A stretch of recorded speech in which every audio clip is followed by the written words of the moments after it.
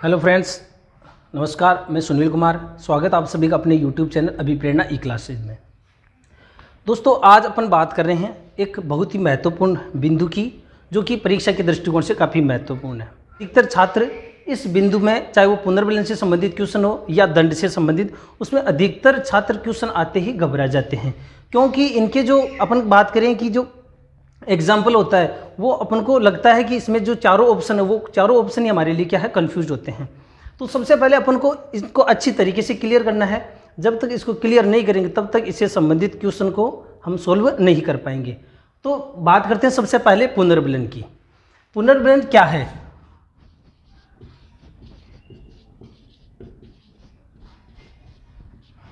पुनर्विलन वांछित अनुक्रिया की संभावना को बढ़ा देता है। पुनर्विलन क्या है?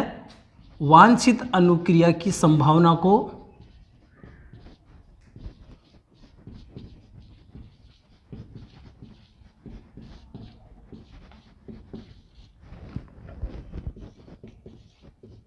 बढ़ा देता है।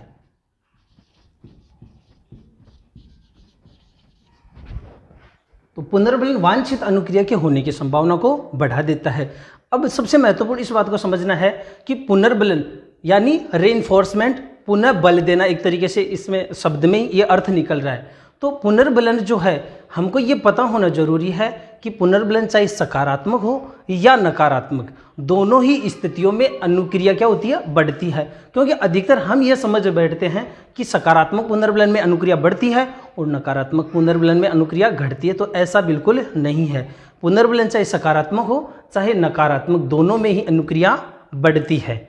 और इसके अलावा अपन बात करें, जो दंड होता है उसमें अनुक्रिया हमेशा ही क्या होती है, घटती है, चाहे वह सकारात्मक हो या नकारात्मक। इसकी जो विशेषता की बात करते हैं तो यहाँ पे महत्वपूर्ण बात क्या बताइए, पुनर्विलन में हमेशा अनुक्रिया बढ़ती है।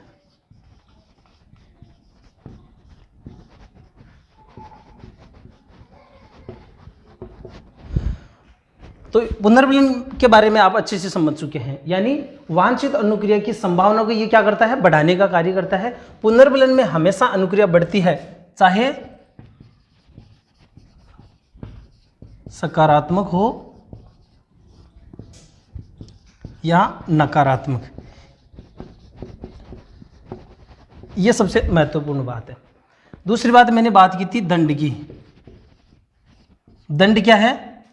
अवांछित अनुक्रिया को घटाने का कार्य करते हैं। दंड क्या है? अवांछित अनुक्रिया को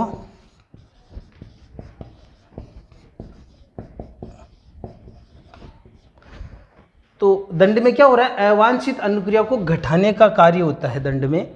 अब यहां पे भी वही बात है, चाहे सकारात्मक हो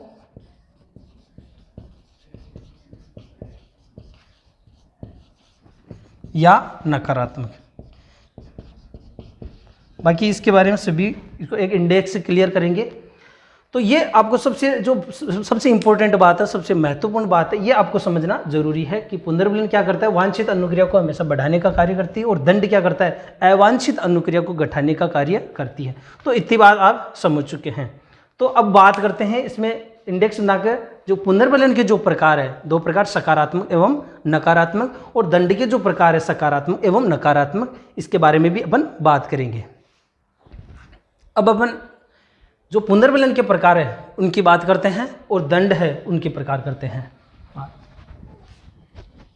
यहाँ पे पहले अपन लिख लेते हैं पुनर्विलन। पुनर्विलन कितने प्रकार के होते हैं? दो प्रकार के। कौन कौन से? एक तो सकारात्मक और दूसरा है नकारात्मक पुनर्विलन। सकारात्मक पुनर्विलन और नकारात्मक पुनर्विलन। सबसे पहले अपन को इनको समझना है कि सकारात्मक पुनर्विलन में होता क्या है और नकारात्मक पुनर्विलन में होता क्या है। मैंने अभी पहले बात की थी कि पुनर्विलन चाहे सकारात्मक हो या नकारात्मक, दोनों में ही अनुक्रिया क्या करती है, बढ़ती है। सकारात्मक पुनर्विलन में अनुक्रिया के बाद में सुखद प्रेरक दिया जाता है। ये एक इसको समझने के लिए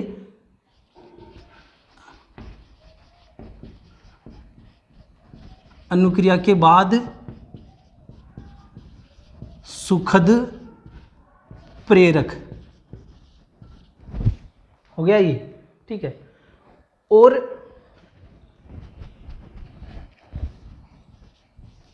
इसको डिवाइडेशन कर लेते हैं, ज़्यादा बेटर रहेगा। तो यहाँ पे क्या होता है, सकारात्मक पुनर्बलन में क्या होता है, अनुक्रिया के बाद में सुखद प्रेरक दिया जाता है, जबकि यहाँ पे अनुक्रिया के बाद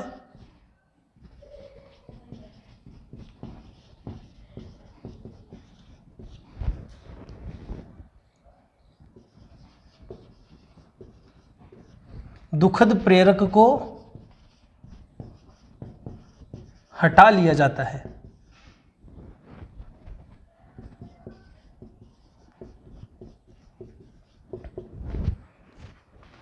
और दंड की अपन बात करते हैं, ठीक है। सकारात्मक पुनर्बलन में होता क्या है, ये बात आपको अच्छे से पता होगी तो ही आप क्वेश्चन को सोल्व कर पाएंगे। अनुक्रिया के बाद में सुखद प्रेरक को, अनुक्रिया के बाद में सुखद प्रेरक क्या होता है, प्रस्तुत किया जाता है, अपन कह सकते हैं प्रस्तुत किया जाता है। और नकारात्मक पुनर्बलन में क्या है, अनुक्रिया के बाद में दुखद जो प्रेरक है उनको हटा लिया जाता है, या हमारी अनुक्रिया से वो क्या है, दुखद प्रेरक क्या होते हैं, हट जाते हैं। या अपन कह सकते हैं कि दुखद प्रेरकों को हटाने के लिए या उनसे बचने के लिए हम अनुक्रिया ज़्यादा करते हैं।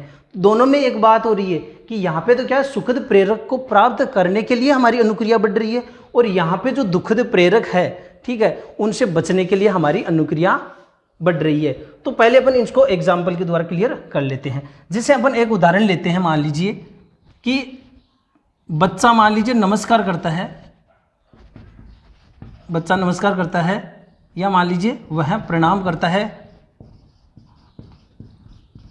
तो उसको क्या दी जाती है, चॉकलेट दी जाती है, या अपन कह सकते हैं उसकी क्या की जाती है, प्रशंसा की जाती है। तो यहाँ पे देखिए अनुक्रिया के बाद में उसको जो चॉकलेट दी जाती है या उसकी जो प्रशंसा की जा रही है वो उसके लिए क्या है, सुखद प्रेरक है। वो क्या है, उसके लिए सुखद प्रेरक है। तो वह इस प्रेरक को प्राप्त करने के लिए बच्चा इस अनुक्रिया को यानी प्रणाम करना जो है वो उस अनुक्रिया को बार बार दोहराएगा, या अपन कह सकते हैं ये उसकी जो अनुक्रिया बार बार बढ़ेगी।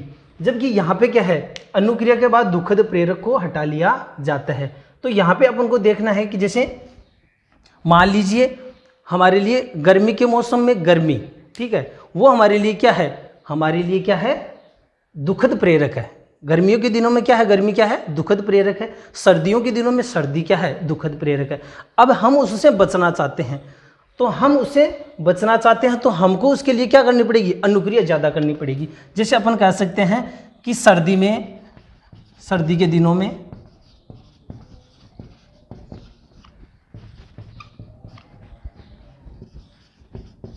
सर्दी से बचने के लिए, सर्दी से बचने के लिए गर्म कपड़े पहनना, यानी हमारा जो झुकाव होगा हम उनकी ओर आकर्षित होंगे, या हम कह सकते हैं हीटर के पास बैठना, ठीक है। यहाँ पे देखिए क्या है, इस बात को ध्यान दीजिए कि अनुक्रिया के बाद दुखद प्रेरक को हटा दिया जाता है। कैसे, अब या अपन कह सकते हैं दुखद प्रेरक को हटाया जाता है कैसे, अनुक्रिया करके, कि जैसे अपन सर्दियों के दिनों में अगर हम चाहते हैं कि सर्दी ना लगे, इसके लिए हम ज़्यादा से ज़्यादा क्या, गर्म कपड़े पहनेंगे। तो यहाँ पे हमारी अनुक्रिया क्या हो रही है, बढ़ रही है। ये चीज़ आपको समझना है, यानी दुखद प्रेरक को हटाने के लिए हमें क्या करना पड़ेगा, अनुक्रिया ज़्यादा करनी पड़ेगी। और यहाँ पे दूसरी चीज़ है, मैंने कहा है जैसे हीटर, मान लीजिए सर्दी पड़ रही है, तो वैसी स्थिति में सर्दियों के दिनों में क्या होता है, हम हीटर के पास ज़्यादा बैठते हैं। या एक उदाहरण और लेते हैं, जैसे मान लीजिए कहीं आग जल रही है, तो उस आग में हम ज़्यादा से ज़्यादा मान लीजिए ईंधन या मान लीजिए कोई भी चीज़ उसमें डालना चाहिए, ताकि वो क्या है, अनुक्रिया ज़्यादा से ज़्यादा हो।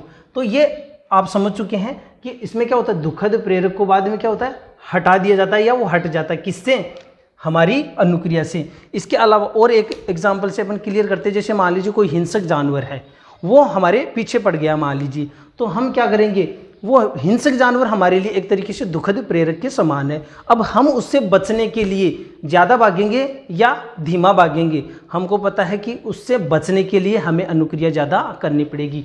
तो ये आप अच्छी तरीके से समझ चुके हैं कि सकारात्मक पुनर्बलन और नकारात्मक पुनर्बलन में अंतर क्या है।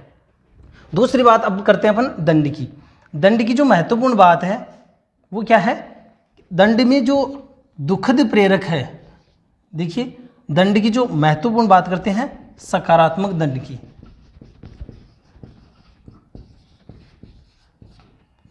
यहां पे बात करते हैं सकारात्मक दंड की, और यह आ जाएगा इधर नकारात्मक दंड।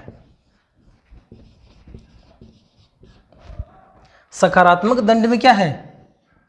दुखद प्रेरक प्रस्तुत किए जाते हैं, दुखद प्रेरक प्रस्तुत किए जाते हैं।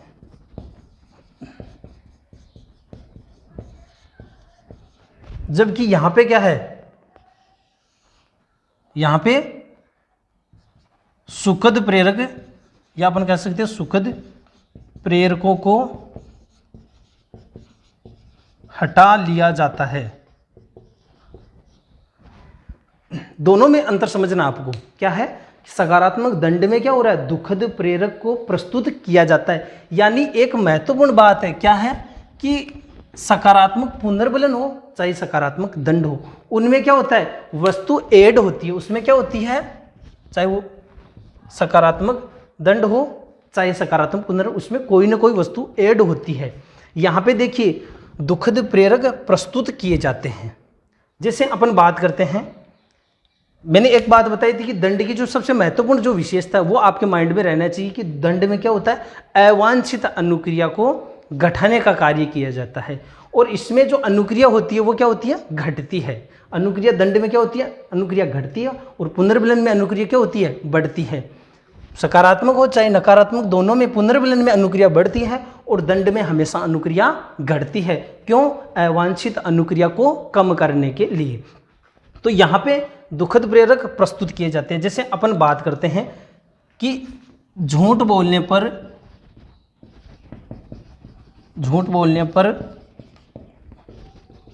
एग्जाम्पल है, झूठ बोलने पर बालक को शारीरिक दंड देना।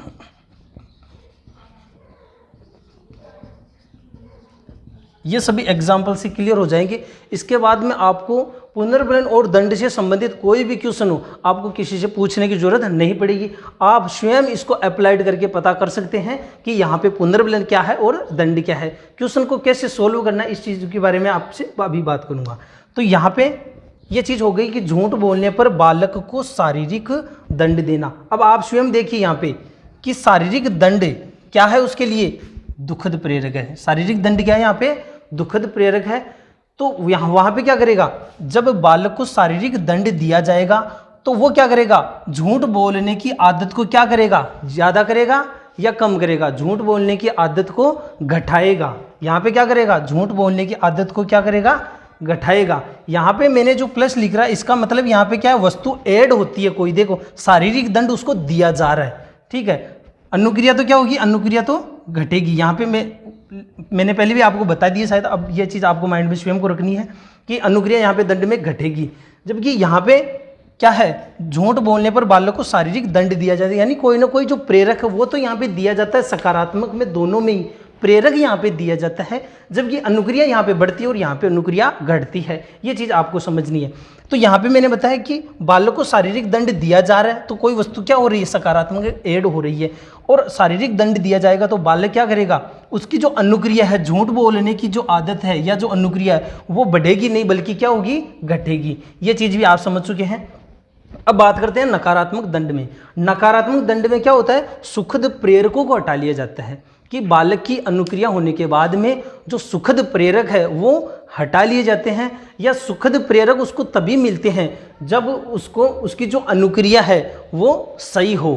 तो यहाँ पे क्या हो? उसकी जो गलत आदतें हैं उस पर बात करते हैं। इसमें देखिए सुखद प्रेरकों को हटा लिया जाता है। जैसे मान लीजिए अपन बात करते हैं कि कोई बालक मान लीजिए समय पर कार्य नहीं करता है, तो जैसे मान लीजिए टीवी को बंद कर देना, ठीक है। गृह कार्य ना करने पर टीवी बंद करना। यहाँ पे देखिए, ये बात आपको पता होना जरूरी है। सभी की जो विशेषता है, जैसे मैंने यहाँ पे बताया है,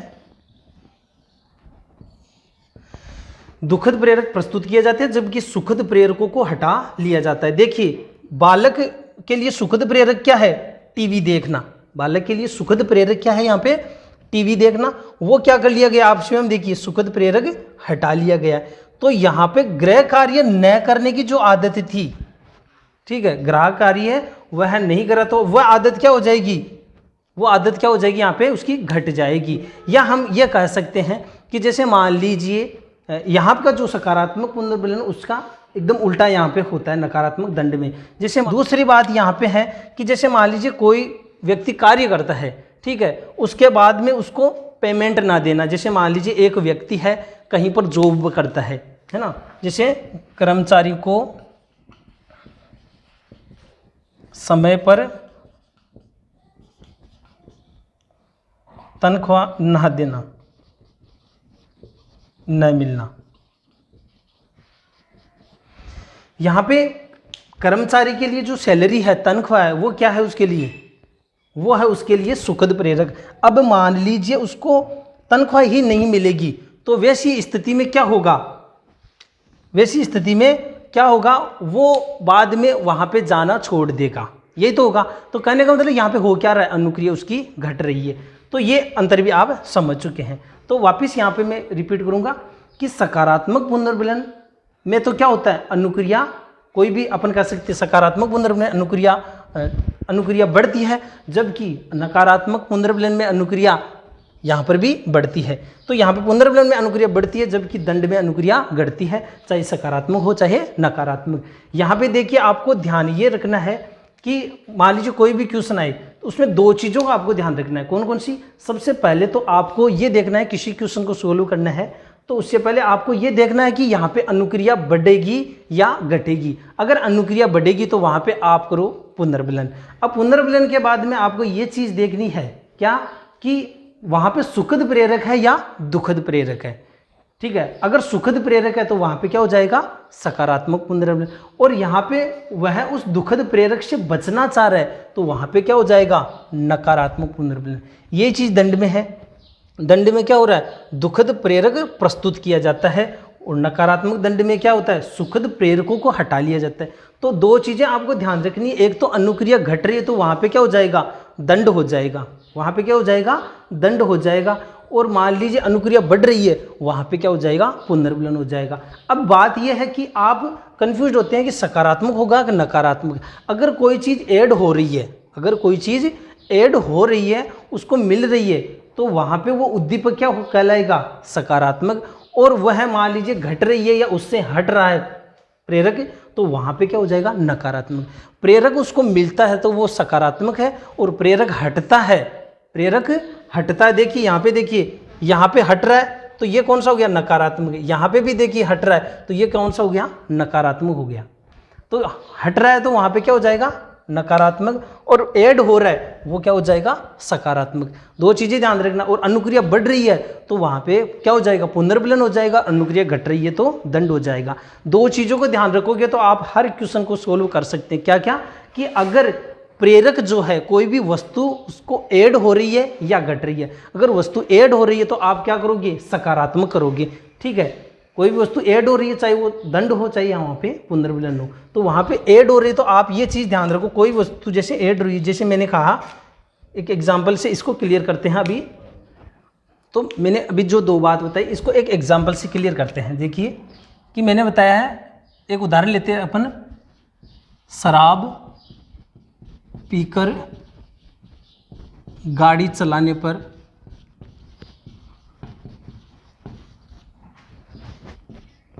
लाइसेंस जब्त कर लेना।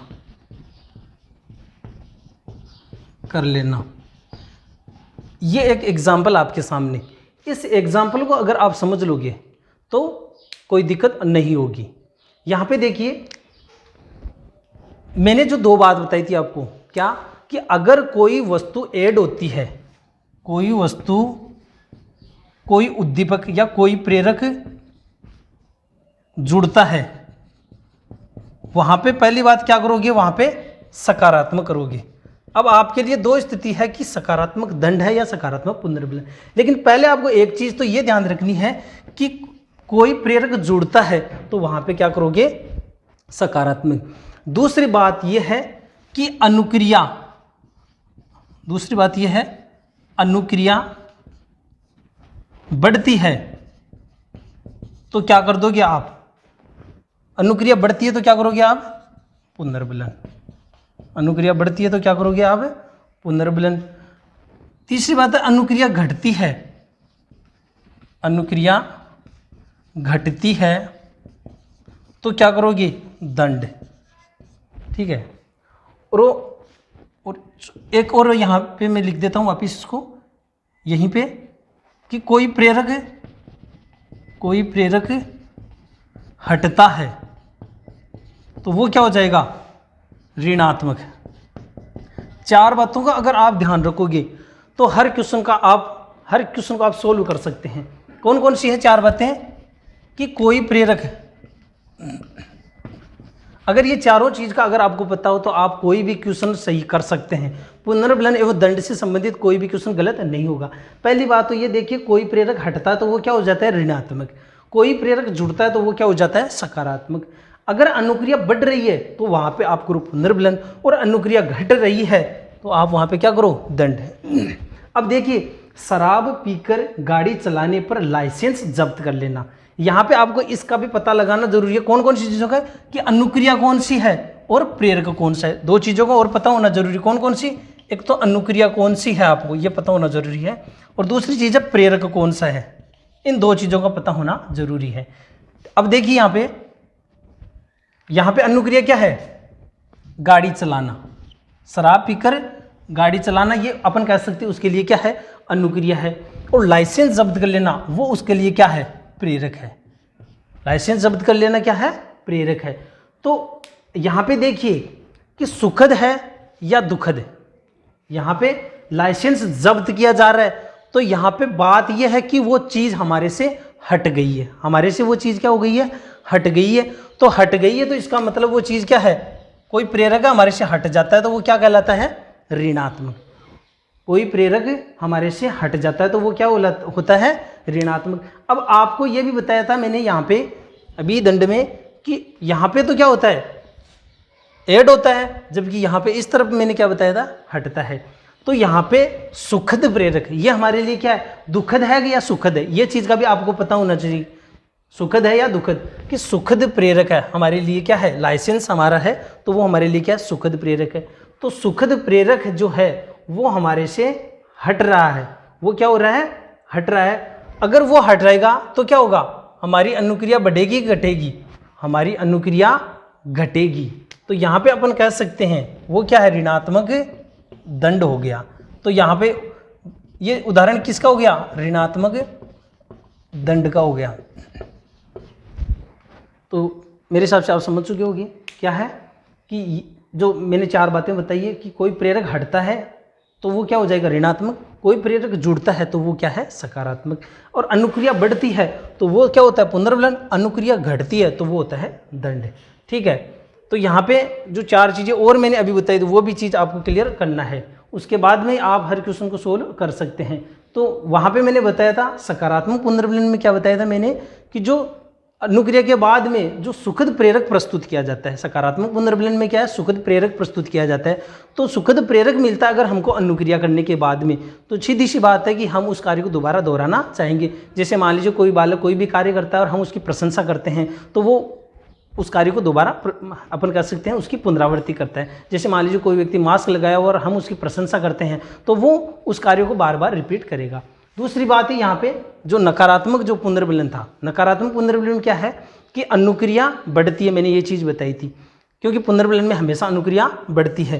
तो यहाँ पे जो है नकारात्मक पुनर्विलन में अनुक्रिया क्यों बढ़ती है? बचने के लिए हमारी अनुक्रिया बढ़ती है। जैसे सर्दियों के दिनों में सर्दी है तो हम क्या करेंगे, वहाँ पे सर्दी से बचना चाहेंगे, तो सर्दी से बचने के लिए हमें क्या करना पड़ेगा, अनुक्रिया ज़्यादा करनी पड़ेगी, यानी गर्म कपड़े हम ज़्यादा पहनेंगे। तो ये चीज़ भी आपको अच्छे से समझ में आ गई है। नेक्स्ट बात है दंड की। जो दंड में मैंने बताया कि जो सकारात्मक दंड में कोई चीज़ ऐड होती है, लेकिन दंड है तो वहाँ पे अनुक्रिया घटेगी।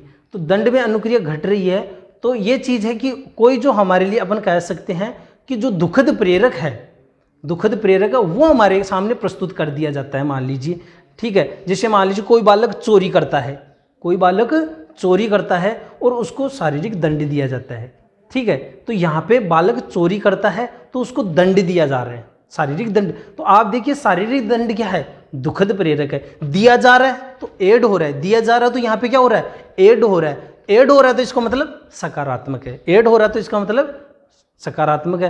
कोई वस्तु कम हो रही है, कोई वस्तु कम हो रही है तो वो क्या हो जाएगी, नकारात्मक हो जाएगी। तो यहाँ पे मैंने बताया कि बालक कोई व्यक्ति चोरी करता है तो उसको शारीरिक दंड दिया जाता है। तो शारीरिक दंड दिया जाएगा तो उसकी चोरी करने की आदत बढ़ेगी या घटेगी, अपन को बताया घटेगी। तो वो चीज़ क्या हो गई, दंड हो गई। तो सकारात्मक दंड का वो उदाहरण हो गया। नेक्स्ट है नकारात्मक दंड। नकारात्मक दंड में मैंने क्या बताया है कि सुखद जो प्रेरक है, यहाँ पे क्या होता है, सुखद जो प्रेरक है वो हमारे से हटा दिया जाता है। इसमें एक और, जैसे मैंने बताया कि कोई व्यक्ति है जॉब करता है और उसको समय पर तनख्वाह नहीं मिलती है, तो वैसी स्थिति में वो वहाँ पे जॉब करना छोड़ देगा। तो वहाँ पे अनुक्रिया घटी। क्यों घटी है, क्योंकि वो पैसों के लिए जा रहा है, वो उसके लिए सुखद प्रेरक है, और वही जब उसको नहीं मिलेंगे तो उसकी अनुक्रिया धीरे धीरे क्या हो जाएगी, कम हो जाएगी। तो इसको और एक एग्जाम्पल, एक शॉर्ट ट्रिक से अपन और इसको क्लियर करते हैं। देखिए एक बार वापिस इसको, एक और तरीका है जिससे हम इसको समझ सकते हैं। सकारात्मक पुनर्विलन, नकारात्मक पुनर्विलन, सकारात्मक दंड और नकारात्मक दंड, ये चार हो गए। ऑप्शन में अपन को ये चार ही मिलेंगे, सकारात्मक दंड, सकारात्मक पुनर्विलन, नकारात्मक पुनर्विलन और ये नकारात्मक दंड। यहाँ पे आपको एक चीज ध्यान रखना है,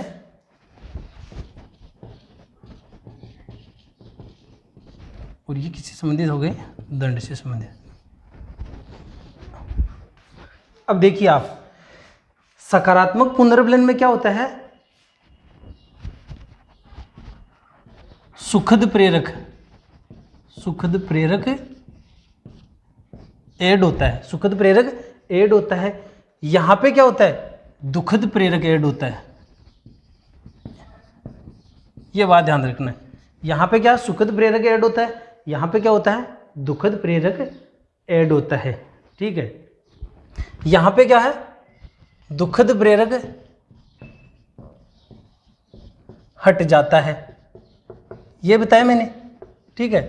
देखिए ये दोनों क्रॉस में ध्यान रखना, इन दोनों में क्या हो गया, यहाँ पे दुखद प्रेरक प्रस्तुत किया जाता है जबकि यहाँ पे दुखद प्रेरक हट जाता है, और यहाँ पे ऐड हो रहा है। ठीक वही चीज यहाँ पे है, सुखद प्रेरक यहाँ पे क्या हो रहा है, ऐड हो रहा है, यहाँ पे क्या हो रहा है, सुखद प्रेरक हट जाता है।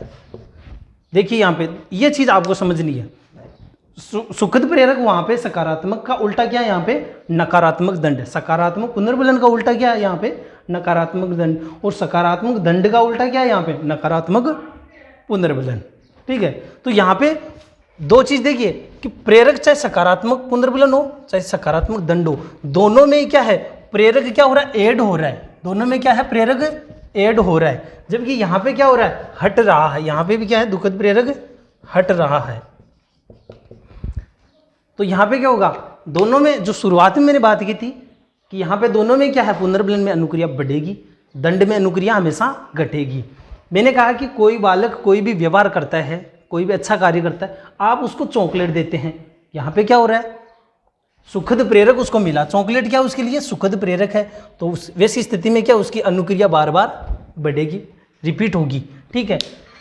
यहाँ पे देखिए कि मान लीजिए गर्मियों के मौसम में गर्मी पड़ रही है, तो आप क्या करेंगे, पंखा चलाएंगे, ठीक है, पंखा चलाएंगे, पंखा चलाओगे तो क्या होगा, पंखा चलाओगे तो वो जो गर्मी है, गर्मी क्या है? दुखद प्रेरक। गर्मी क्या है? दुखद प्रेरक। और आपको ये जरूर पता होना जरूरी है कि अनुक्रिया क्या है और प्रेरक कौन सा है। कोई भी जो उद्दीपक है, कोई भी वस्तु है, वो प्रेरक है, और अनुक्रिया जो है वो क्या है? जिसे यहाँ पे मैंने कहा कोई भी बालक व्यवहार करता है उसके बाद में उसको पुरस्कार दिया जा रहा है, तो पुरस्कार कोई उद्दीपक है और उसका व्यवहार क्या है? अनुक्रिया है। ठीक है, ये चीजें एक एक चीज क्लियर होना जरूरी है। दुखद प्रेरक में क्या बताया? जैसे गर्मी है, गर्मी क्या है? एक प्रेरक है। कैसा है? नकारात्मक प्रेरक है। तो नकारात्मक प्रेरक कौन सी? गर्मी है, और हम उससे बचना चाहेंगे। तो बचने के लिए हम पंखा तेज चलाएंगे, धीमा चलाएंगे? पंखा तेज चलाएंगे। तो यहाँ पे हो गई वो बात क्लियर। दुखद प्रेरक हटता है कब? जब हम उसको क्या है? पंखे की गति बढ़ाते हैं। तो बात वही चीज हो रही है। आपको समझना क्या है कि आपको एक एक चीज समझना जरूरी है कि क्या प्रेरक है, क्या अनुक्रिया है, पुनर्बलन की क्या विशेषता, दंड की क्या विशेषता है। यहाँ पे बात किया मैंने सकारात्मक दंड में, यहाँ पे बालक को कोई प्रेरक दिया जा रहा है। देखिए बात वही है ना, प्रेरक उसमें दिया जाएगा, यहाँ पे कोई ना कोई प्रेरक दिया जाएगा, यहाँ से वो प्रेरक हटेगा। दंड इसमें नकारात्मक पुनर्बल और नकारात्मक दंड में वो प्रेरक क्या होगा? हटेगा, और यहाँ पे प्रेरक ऐड होगा। जैसे लाइसेंस छीन लिया, मैंने अभी एग्जाम्पल दिया था, तो वो वस्तु क्या हुई? वो हटी है। तो कहने का मतलब वो हटी है, तो इसका मतलब आपको पहले तो इस चीज को समझना, हटी है तो आएगा इन दोनों में से। फिर बाद में उसकी और चीज पढ़ना है कि अनुक्रिया बढ़ी है कि घटी है। बढ़ी है तो आप कर दो नकारात्मक पुनर्बलन, और घटी है तो आप कर दो नकारात्मक दंड। इस चीज को अगर आप समझ लोगे तो आपका 1 नंबर 2 नंबर निश्चित रूप से पक्का है। यहाँ पे जो मैंने बताया था, यहाँ पे सकारात्मक दंड का जो उदाहरण क्या है कि बालक चोरी करता है, ठीक है, उसका चोरी करना क्या है? अनुक्रिया है। और चोरी करने पर उसको सजा दी जाती है। दोनों चीज समझना है। चोरी करने पर उसको शारीरिक दंड दिया जाता है। तो एक तो 2 चीजें, एक तो चोरी करना अनुक्रिया हो गई, चोरी करना क्या है? अनुक्रिया है, ठीक है, और शारीरिक दंड देना, शारीरिक दंड देना वो क्या है? प्रेरक है, और चोरी करना उसकी क्या है? अनुक्रिया। अब आप खुद देख लीजिए कि जब कोई व्यक्ति चोरी करता है और उसको शारीरिक दंड दिया जाता है तो अनुक्रिया बढ़ती है कि घटती है? अनुक्रिया घटती है। तो अनुक्रिया घटती है तो क्या है? अनुक्रिया घटती है। और कोई चीज ऐड हुई है, ऐड हुई है, तो मैंने कहा कोई चीज ऐड होती है, उद्दीपक प्रेरक कोई ऐड होता है, तो वहां पे आप करो सकारात्मक, और अनुक्रिया घट रही है तो वहां पे करो दंड। तो आप खुद कर सकते हो, 2 चीज आपको पता चलते आप निश्चित रूप से कर सकते हो कि यहाँ पे क्या होगा। शारीरिक दंड दिया, कोई चीज उसको मिली है, तो वो चीज मिली है तो क्या होगी? सकारात्मक है। चोरी करना, चोरी दंड देने से उसकी चोरी करने की आदत कम होगी कि बढ़ेगी? अपन को पता है कम होगी, तो वो क्या हो गया? दंड हो गया। ये बात यहाँ पे भी मैंने एग्जाम्पल बताया कि कोई व्यक्ति मान लीजिए कार्य करता है, मान लीजिए, ठीक है, जैसे मान लीजिए एक कुत्ता है, ठीक है, पावलोव के प्रयोग में भी आपने देखा है कि वहाँ पे जो कुत्ता उसको भोजन दिया जाता है, उसको क्या दिया जाता है? भोजन दिया जाता है, तो वो बार बार अनुक्रिया करता है। अब मेरे को बताइए कि उसको भोजन देना बंद कर देगा, भोजन क्या है यहाँ पे? ठीक है, एक 2 चीजें हैं, लार का आना और एक है भोजन। 2 चीजें आपको ये पता होना चाहिए। भोजन क्या है? प्रेरक है। भोजन क्या है? प्रेरक है।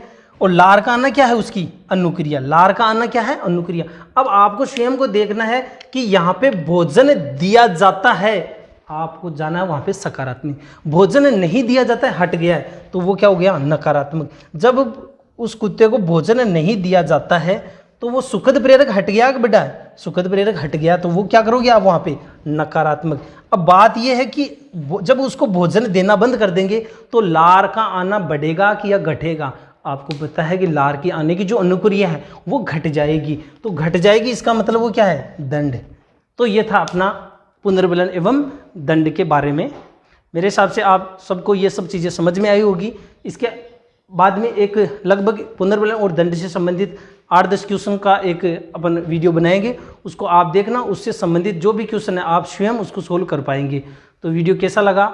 ज़्यादा से ज़्यादा लाइक, शेयर और सब्सक्राइब करना ना भूलें। धन्यवाद।